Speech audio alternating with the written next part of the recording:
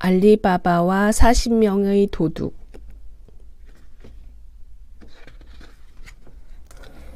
옛날 페르시아의 한 도시에 카심과 알리바바라고 하는 형제가 살고 있었어요. 형 카심은 굉장한 부자였지만 동생 알리바바는 몹시 가난했어요. 알리바바는 산에서 나무를 해다가 팔며 어렵게 살았어요. 그런데 카심은 욕심이 많아서 알리바바에게 돈을 구워주거나 먹을 것을 나누어 주지 않았어요. 어느 날 알리바바가 산에서 나무를 하고 있을 때였어요. 갑자기 말발굽 소리가 나더니 말을 탄 도둑대가 달려오는 것이었어요. 들키면 큰일인데 옳지 나무 위에 숨어야겠다. 알리바바는 나무 위에서 가만히 숨을 죽이고 지켜보았어요. 도둑들은 마을에서 훔쳐온 보물을 내려놓기 시작했어요. 도둑은 모두 40명이었어요. 잠시 후 도둑의 두목이 큰 바위 앞으로 다가갔어요. 그러고는 큰 소리로 외쳤어요. 열려라 참깨. 그러자 앞에 있던 바위가 움직이더니 그 뒤로 커다란 동굴이 나타났어요. 훔쳐온 보물을 모두 넣어라. 두목이 명령을 내리자 부하들은 동굴 속으로 보물을 날랐어요. 부하들이 보물을 다 나르자 두목은 다시 동굴 앞에서 소리쳤어요. 닥쳐라 참깨. 그 소리에 다시 바위가 움직이더니 동굴이 감쪽같이 사라졌어요. 자, 이제 돌아가자.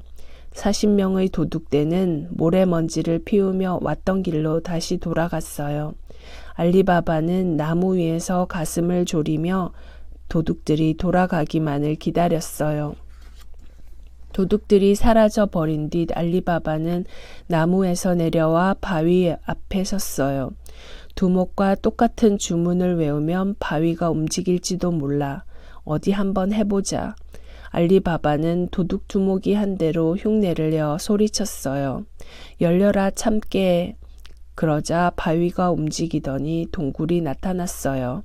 와, 열렸다. 이 속에 도둑들이 훔친 보물이 있겠지?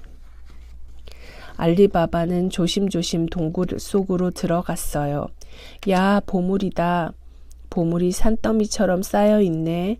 동굴 속에는 엄청나게 많은 보물과 금화가 반짝반짝 빛나고 있었어요. 이것들은 어차피 도둑들이 훔친 돈이니까 조금 가져가도 괜찮겠지?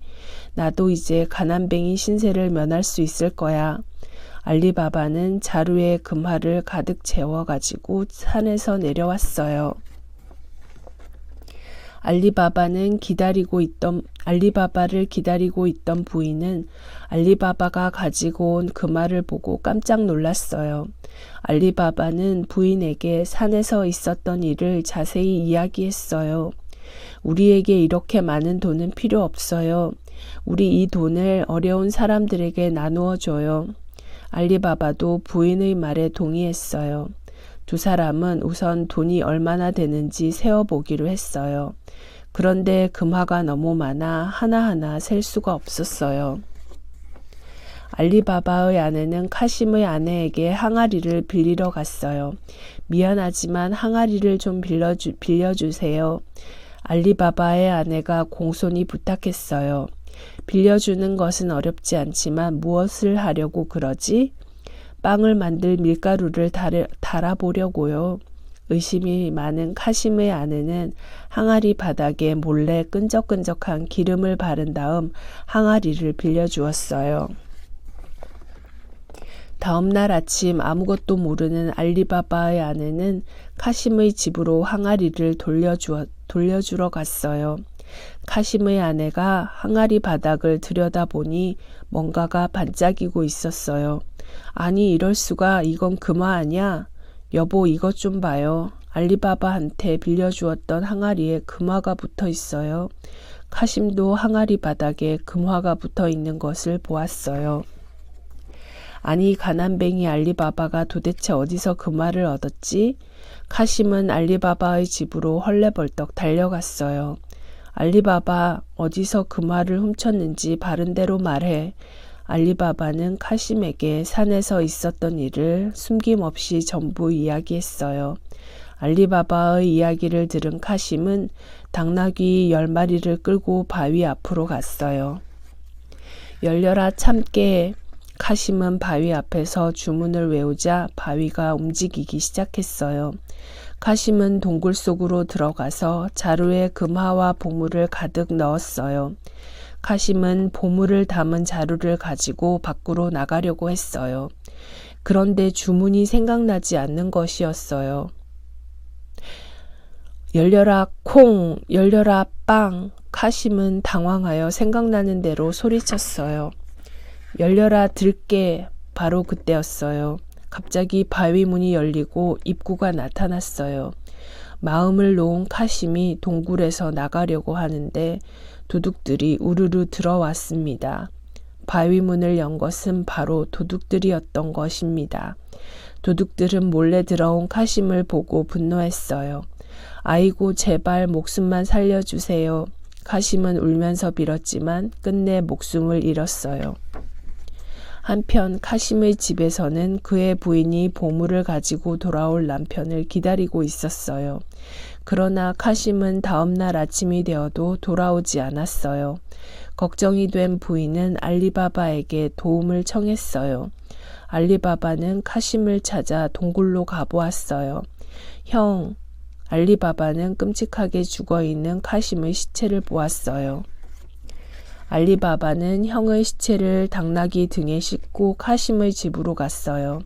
카심의 부인은 눈물을 흘리며 말했어요. 아이고 이런 꼴로 죽다니. 모두 알리바바 때문이야. 카심의 부인은 남편의 죽음을 알리바바의 탓으로 돌렸어요. 알리바바는 금화와 보물을 카심의 부인에게 나누어 주며 위로의 말을 건넸어요. 형님의 시체가 너무 끔찍하니까 구두방 주인에게 꿰매달라고 해야겠어요. 알리바바는 구두방 주인을 불러 많은 돈을 주고 카심의 시체를 꿰매게 하였어요. 그리고 장례식을 치렀어요. 한편 동굴에서는 카심의 시체가 없어진 것을 알고 도둑들이 모여 이야기를 하고 있었어요. 이 동굴의 비밀을 알고 있는 자가 틀림없이 또 있을 것이다.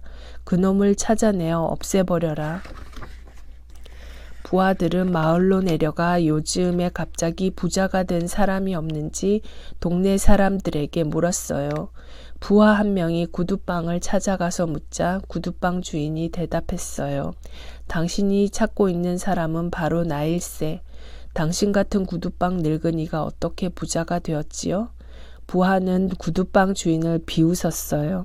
우습게 보지 말라고. 나는 시체를 꿰매주고 부자가 되었단 말이야.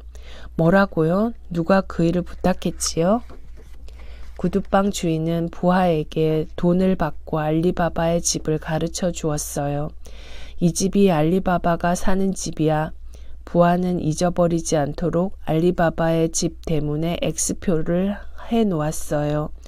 두목에게 말씀드리고 밤에까지 알리바바를 없애버려야지.